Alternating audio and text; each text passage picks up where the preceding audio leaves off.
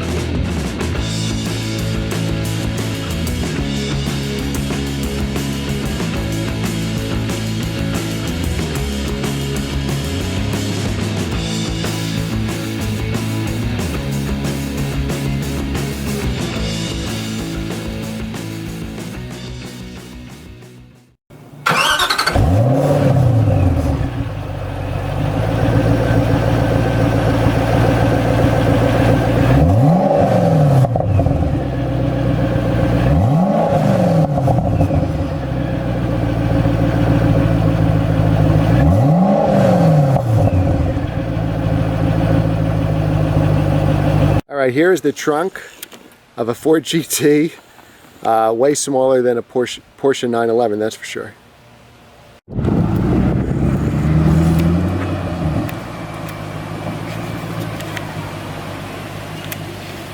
Alright, so starting the Ford GT, here is the key. Looks like a normal Ford key.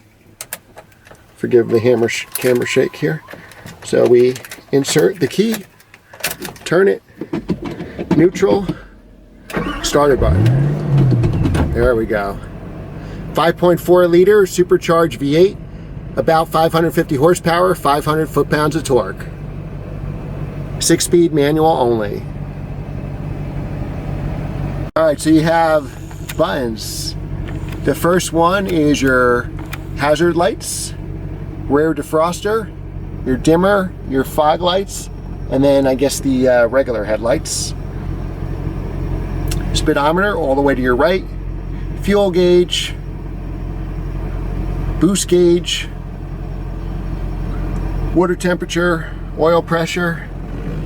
Tachometer, nice and big like it should be. And then the other one looks to me like water temperature, yep.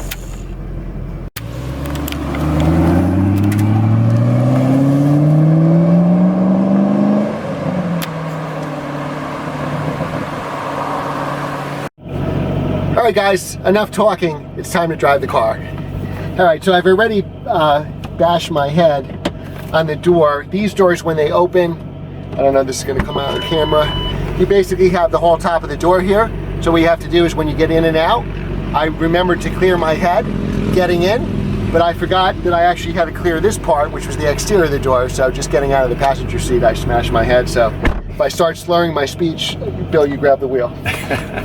Alright, so now I drove this car new in 2006 in basically an exotic rent-a-car thing where you drive a bunch of cars. So we had everything from the Gallardo to the F430 to the Aston Martin Vanquish. And I remember this was my favorite car. What I remember, it was loud, it was fast, and it was so much fun to drive. Very mechanical car. So let's see if my memory is correct. So I haven't driven one since 2006. Now this car, there are 4 options with these cars: the stripe, the BBS wheels, the painted brake calipers, and the 4th option, this car is a 3-option car, would be the Macintosh stereo right here. And one thing I can tell you straight off, there's a lot of blind spots. There's no ABS, no traction control. Hit engine, of course.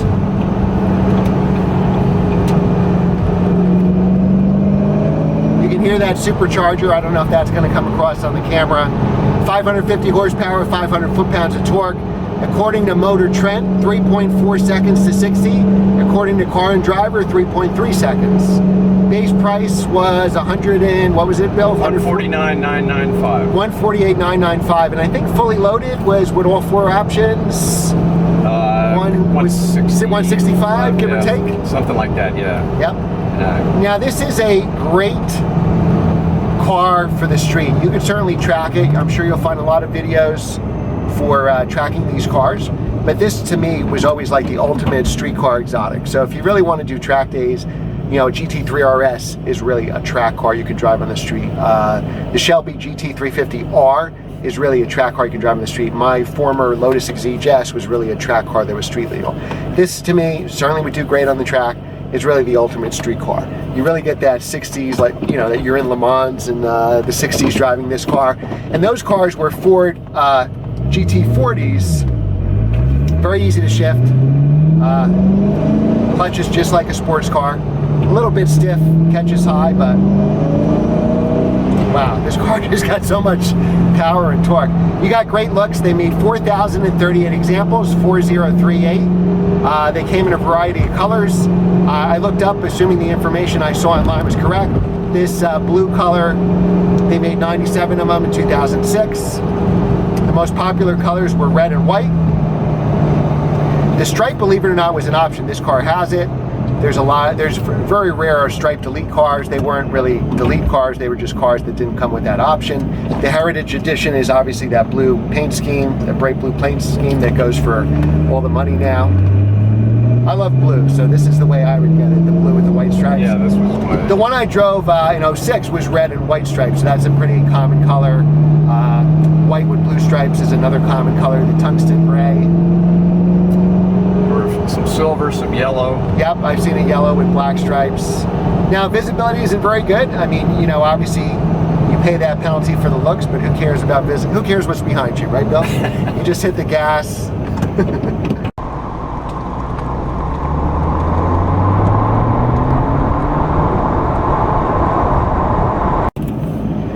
Yeah, I mean, it's a very easy car. No stability control, no traction control. So it could be twitchy to an uninitiated driver. I think they offered a track school for these cars for people that bought them new, I believe. But here we're at a dead stop. Very easy with the clutch, just like any other sports car.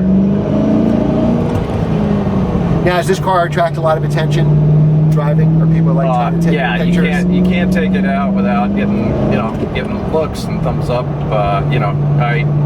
You've been in my Z8, which is a bright red and very unique car, and this gets even more attention than that. Is anybody there? No, you're good. Which attracts more attention, this or the Z8? This. Wow, now that was fast. And I'm only going to like 4,000 RPM. I'm not even going up there. The red line's about 6,500. Who cares about gas mileage, but what do you think the gas mileage would be? I don't know. 10, 15? I know in the Top Gear, the English show. Yes. They reviewed this, and he claimed he got 4 miles to the gallon. Now I think driven nicely you get 14 or 15. Yeah, I think that was on the racetrack too. Yeah. Yeah, Jeremy Clarkson owned one of these. I think it was this color combo. His was red, I think. Oh, okay. I thought he had a dark blue one. Well, he loved it until he bought one, and then he had some problems. And I think the one he reviewed on the show was red with white stripes, the press car, and the one he actually owned was this. Okay. Was dark blue and white. Yeah, he got stranded a couple times. It wouldn't start. Yeah. Is there an immobilizer with these cars? I can't say that I know. Okay. Who cares, right?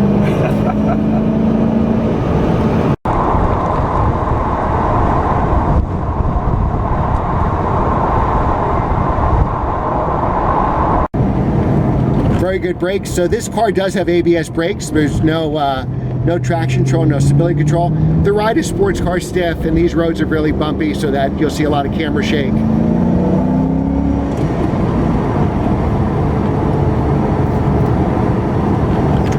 And this car really handles. So a lot of times we think, muscle car, but this is a sports car through and through. It's got fantastic handling. I've driven this car back to back with an F430, and this car just handled just as well.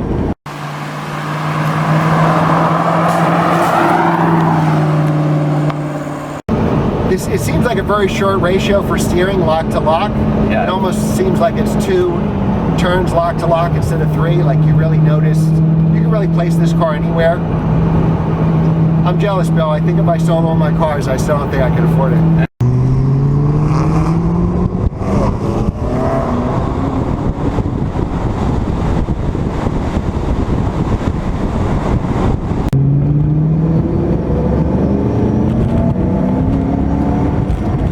Yeah, this car, especially with the superchargers, got gobs and gobs of power.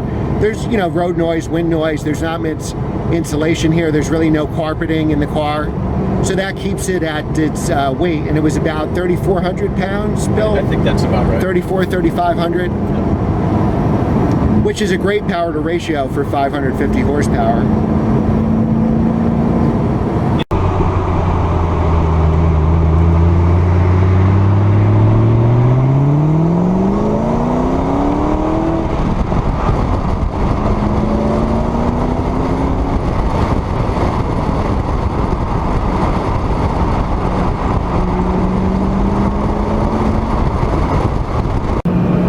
These roads with the speed limits. Speed limit's the only thing that holds you back.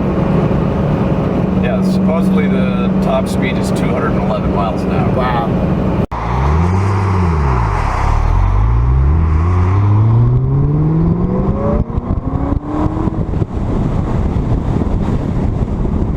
And this car, you know, this car is a good investment. I mean, they're, you know, double or triple what they were new, but this could easily be a $500,000 or $1 million car, you know, 10, 20 years from now. Someday. Yeah. Yeah, this car, you know, I bought this as a driver, and it's got 13,000 miles. Right. Which sounds, by normal standards, not to be a lot, but there's a lot of cars out there that still have, you know, plastic on the seats. Yeah. Put them away, brand new. And of course, those are the ones that get top dollar. Right. So you were in the market. You bought this car pretty recently, right? Right. So what is the market for like a low mileage car and a high mileage car? Well, a low mileage car, you know, depending, I think, you know, there are factors that come into it. If it's a heritage edition, right, those command, you know, you can probably expect to get $400,000 for a heritage. Yeah. You know, with low miles. Right. A 0 mile car, you know, in a good color, maybe you expect to get, you know, 325 to 350. Okay. A car with 3 to maybe 10,000, let's say 3 to 8,000 miles, I'd say you probably might expect to get around 3. Okay. And then a car with over, say 10,000 but less than 20, maybe 275.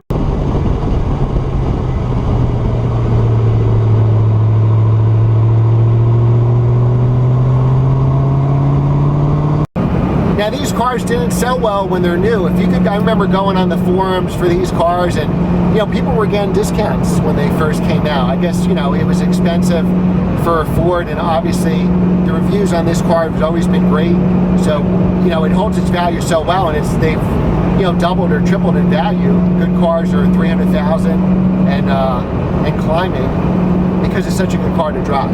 So 4,038 is a decent number. I mean, there's 10,000, more than 10,000 Vipers, more than 10,000 Lamborghini Gallardos. There's 2,993 turbos. There's 741 M. So it's not like super limited, but 4,000 is not 10,000 or 20,000.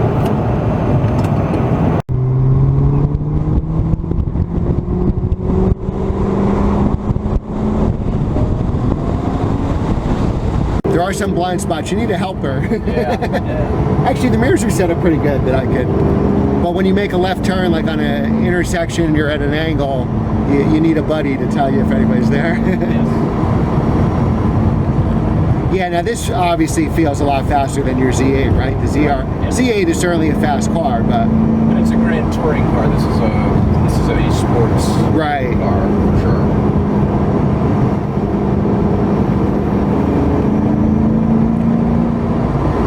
Yeah, and this car is very easy to drive. I mean, you have some challenges, the blind spots.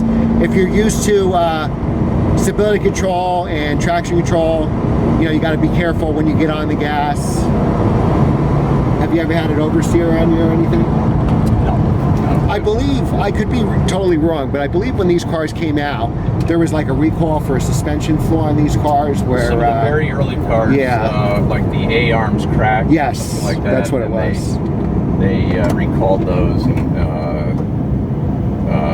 you know, changed the design, and those were the very early cars. This is actually one of the last cars. This is a... Oh, really? This is probably one of the, you know, about the last 200 cars. Wow. So this could be one of the last cars in blue, potentially. Yeah, possibly.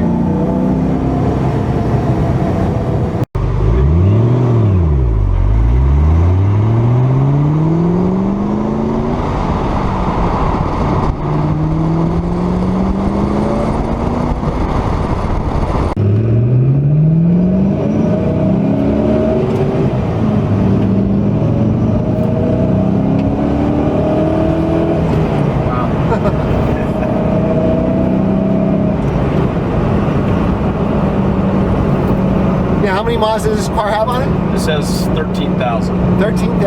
Yeah. Now, where did you find it? I bought it out of California. Oh, yeah. Out of California. Like Southern California, or? Actually, Central, Fresno, California. There's 3 or 4 guys that specialize in these cars, and he's one of them. Oh, okay. So they sell a lot of these cars? Yeah, or enough, you know? Yeah, they buy and sell them. You know, they're fairly reputable guys. Now, are you the second owner, the third owner? I'm the second owner. Okay. Yeah.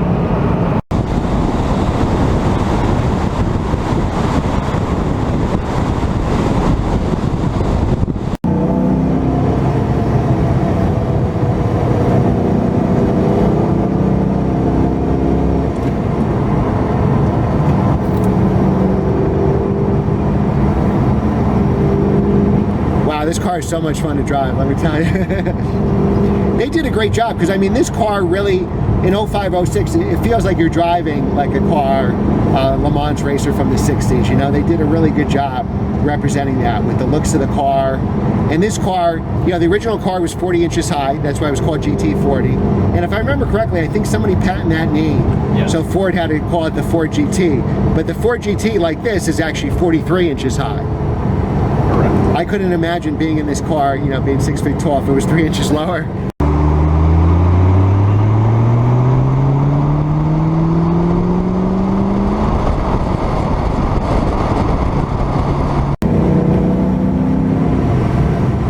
Now, were the dealers, I see a lot of them at dealers for very high prices. Are the dealers somewhat negotiable? Were they kind of stick to their guns because they only have one Ford GT for sale, or? Yeah, you know, it's hard to know what they actually get.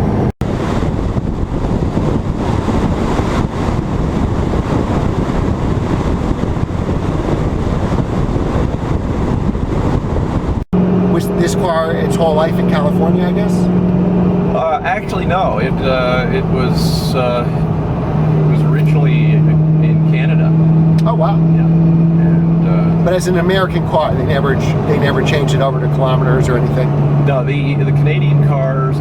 It was a Canadian car. It was built for the Canadian market. Oh, it was, okay. But everything is the same except the instruments. Instead of saying gas or something, it has the emblem. Other than that, the daytime running lights are always on, and the so this is miles per hour. Yeah. So did they have to convert it? No. Oh no, so it just came that way. That's the way they came. Gotcha.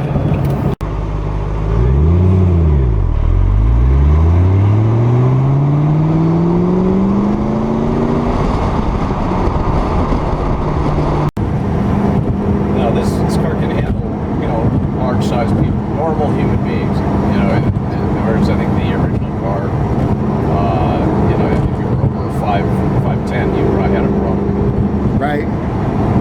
Yeah, it feels. I mean, I think you can easily get used to it. It's got the cutouts here with your head with the door. It's actually over the middle of the roof line. It did feel a little claustrophobic when I first got in it. It seems like when you're going to close the door, because you have that piece over your head, that it's going to take your head off. It's like a guillotine coming to you.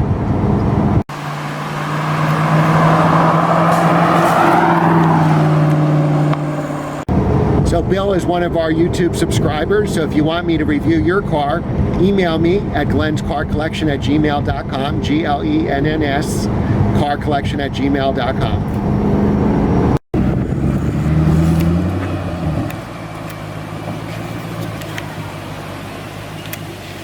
All right, guys, that's our review of the 2006 Ford GT, one of the best cars I think ever made. Certainly one of the best driver cars ever. Limited edition, certainly collectible, to only rise in value. So if you have the means to get one, it's definitely a must buy. Thanks for watching. Be sure to subscribe to this channel so you don't miss a video. Be sure to give this video a thumbs up. Be sure to share this video with your friends. If you each can share with 4 of your friends and get them to subscribe, we've quadrupled our subscribership. Leave a positive comment below and check out more on the Ford GT and other cars on our website, glenscarcollection.com. Thanks for watching, guys. We'll see you next time. Here we go, starting the Ford GT. 2 clicks, huh? Here we go, 1. Maybe it's 1. Oh. That's probably it. Did the lights come on? Yeah, Yeah, but that's it then. why isn't it turning over? Then you hit the starter button. Oh, that's why. All right, so there we go. Neutral, yep.